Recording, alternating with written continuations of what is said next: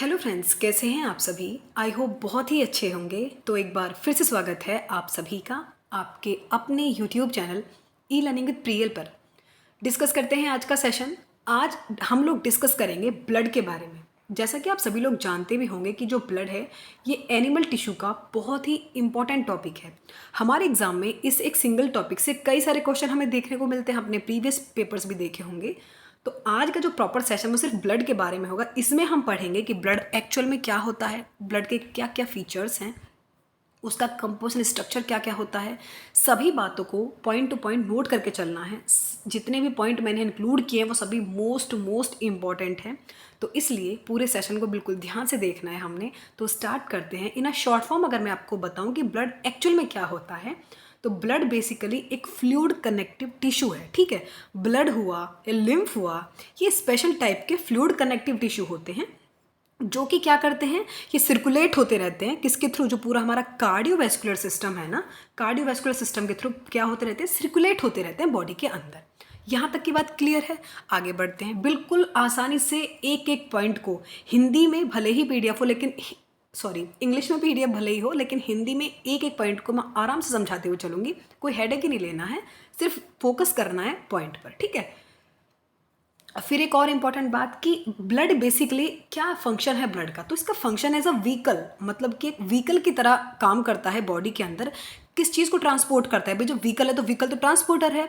तो ये एक्चुअल में क्या बॉडी के अंदर क्या फंक्शन है इसके? तो ये ट्रांसपोर्ट करता है गैसेज का बॉडी के अंदर सेल्स के थ्रू, न्यूट्रिएंट्स का, मेटाबॉलिक वेस्टेज जो होते हैं सेल्स के अंदर, हार्मोन्स वगैरह का जो है प्रॉपर ये क्या करता है, पूरी बॉडी के अंदर उनको सर्कुलेट करने का काम करता है। ठीक है। ब्लड जो है बेसिकली सबसे सॉफ्टेस्ट टिश्यू, अगर आपसे कुछ पूछा जाएगा ना, आपको बताना है कि सबसे सॉफ्टेस्ट टिश्यू, आपको मेंशन भी कर देंगे कि कौन सा है। तो जो ब्लड है वो ह्यूमन बॉडी में या फिर एनिमल बॉडी में सबसे सॉफ्टेस्ट टिश्यू होता है। और ये क्या करता है, मैंने अभी बताया था कि ये कम्युनिकेशन क्रिएट करता है बेसिकली सेल्स का पूरे बॉडी पार्ट्स के अंदर, या फिर पूरा जो एक्सटर्नल एनवायरनमेंट है उसके बीच ये क्या करता है, कम्युनिकेशन माध्यम है बेसिकली। ठीक है। नेक्स्ट अगर बात करें कि जो बॉडी, अब बात करते हैं कि ब्लड का बेसिकली इसका क्या नेचर है, मतलब कि टेस्टी, सॉल्टी नेचर है, कैसा नेचर है। तो ब्लड जो होता है ये टेस्ट में, अगर आप इसको टेस्ट करें तो बिल्कुल नमकीन सा इसका टेस्ट होता है, बिल्कुल पेक्यूलियर स्मेल होती है। ठीक है। ब्लड के जितने भी ये फीचर्स हैं ये हमको इंपॉर्टेंट है कि बिल्कुल ध्यान से देखें, क्योंकि यही हमको ऑप्शन में दिए रहते हैं, वहीं गड़बड़ हो जाती है, क्योंकि हम बेसिक चीज़ें पढ़ के ही नहीं जाते हैं।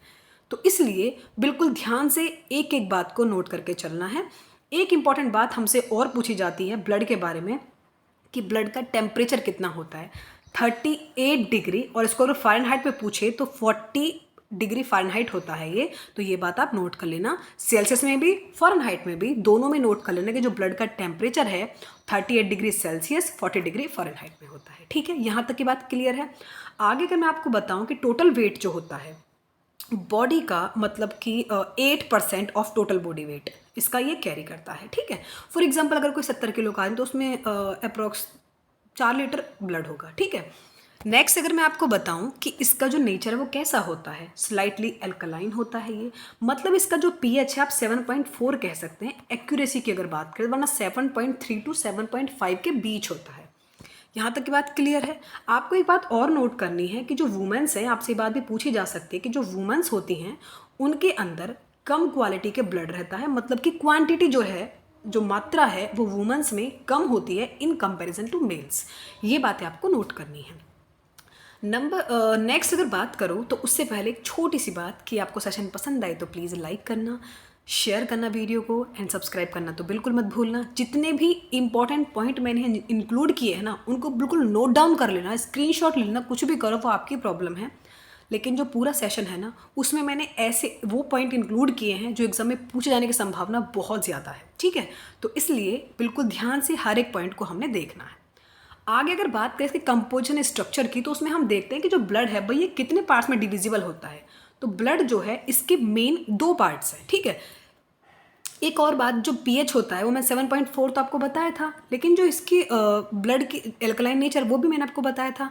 जो पीएच होता है ना ब्लड का, वो आर्टरीज जो होती हैं उनमें तो होता है ज़्यादा in comparison to veins. Arteries में थोड़ा ज़्यादा होगा और वेन्स में थोड़ा कम होगा। ये बात है आपको नोट करके चलनी है, पीएच की मात्रा सिर्फ। ठीक है।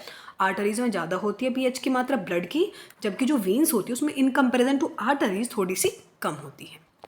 नेक्स्ट अगर बात करते हैं, अभी मैंने आपको बताया कि जो ब्लड है ये दो पार्ट्स में डिविजिबल होता है। एक तो है प्लाज्मा और एक होते हैं फॉर्म्ड एलिमेंट्स। फॉर्म्ड एलिमेंट्स कहेंगे हम ब्लड सेल्स को, ब्लड सेल्स को हम नाम देते हैं फॉर्म्ड एलिमेंट्स, और एक होता है प्लाज्मा। यहाँ तक की बात क्लियर है। ये जो प्लाज्मा है इसका टोटल कंपोजिशन होता है 55 to 60%, मतलब ब्लड के अंदर प्लाज्मा होता है 55 to 60%। रिमेनिंग बचा कितना पार्ट, जो बचा हुआ पार्ट होता है अप्रॉक्स 45%, उसमें आती हैं आपके ब्लड सेल्स। ठीक है, तो 55 to 60% तो हुआ प्लाज्मा, 45% आते हैं आपके फॉर्म्ड एलिमेंट्स, मतलब कि ब्लड सेल्स आती हैं। ये दो पार्ट से मिलकर हमारा ब्लड तैयार हो जाता है। अब हम पढ़ते हैं भी प्लाज्मा क्या होता है, क्योंकि प्लाज्मा से हमको बहुत सारे क्वेश्चन हमारे एग्जाम में पूछे जाते हैं। तो अब जो प्लाज्मा होता है उसका नेचर बेसिकली वो स्लाइटली वो भी एल्कलाइन होता है, एक नॉन लिविंग इंटरसेलुलर मैट्रिक्स है, जिसमें कि 55 to 60 वो तो मैंने बताया था ब्लड का ये पार्ट इतना कैरी करता है। लेकिन एक्चुअल की जो इसके बताऊं कि वो कंपोजिशन क्या क्या होता है, भाई ये ब्लड का तो कैरी करता है 55 से 60%, लेकिन इसके अंदर क्या क्या मटेरियल है वो अब हम देखेंगे। 90 to 92% तो इसके अंदर होता है वाटर, प्लाज्मा के अंदर 8 से 10% ऑर्गेनिक और इनऑर्गेनिक सॉल्यूट्स हैं, जैसे कि प्लाज्मा प्रोटीन्स होते हैं जो कि डिजॉल्व हुए रहते हैं, इसमें सस्पेंड होते रहते हैं सेल्स के अंदर। तो ये इनऑर्गेनिक सॉल्ट्स भी होते हैं इसमें, न्यूट्रिएंट्स मटेरियल भी हैं इसके अंदर, ऑर्गेनिक वेस्ट मटेरियल भी होते हैं, रेगुलेटरी सब्सटेंसेस भी हैं और गैसेस भी होती हैं।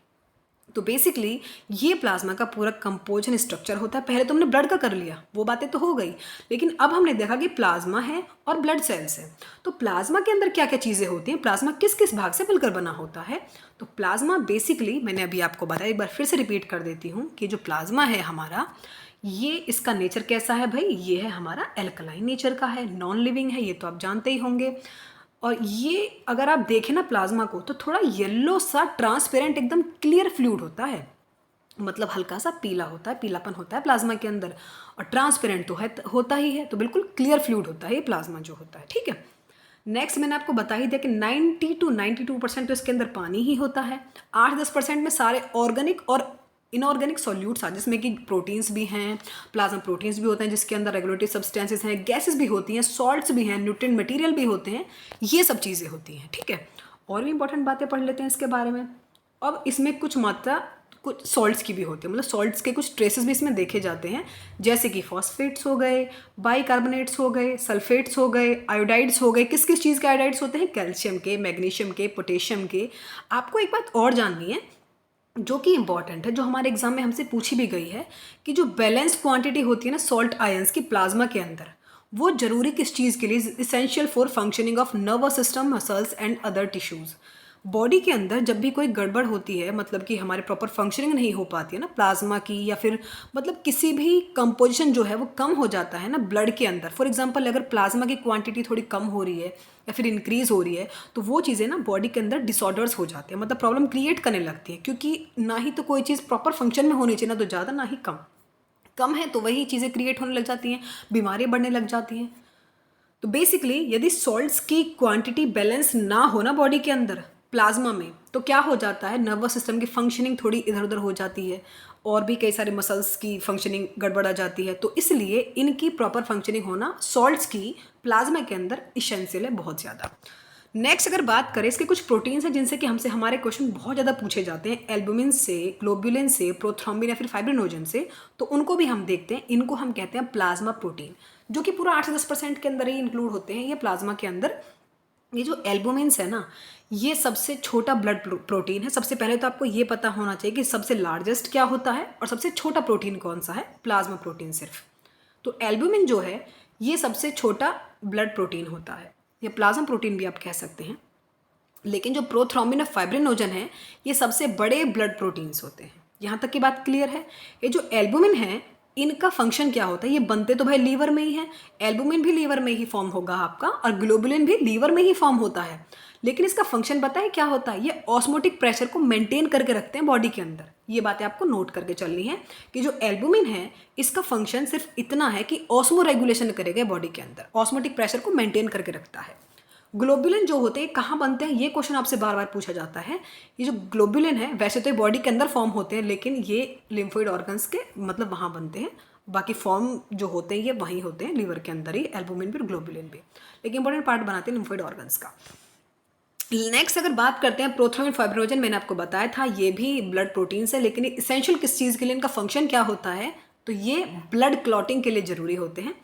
तो आज के जो लेक्चर है उसमें हमने क्या क्या पढ़ा, आज के लेक्चर हमने ब्लड के बारे में पढ़ लिया कि ब्लड क्या होता है, उसके फीचर्स क्या क्या होते हैं, किन किन भागों से मिलकर बना होता है, प्लाज्मा से बना है और ब्लड सेल से बना है। तो प्लाज्मा तो हमने डिस्कस कर लिया। नेक्स्ट सेशन में हम लोग डिस्कस करेंगे ब्लड सेल्स के बारे में, ब्लड सेल्स कितने प्रकार की होती हैं, क्या क्या होती हैं ब्लड सेल्स।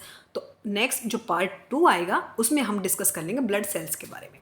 यहाँ तक की बात क्लियर है? तो नेक्स्ट सेशन में मिलते हैं, जब तक के लिए लाइक करना, शेयर करना, सब्सक्राइब करना। Thank you so much for watching. Please do like, share and subscribe.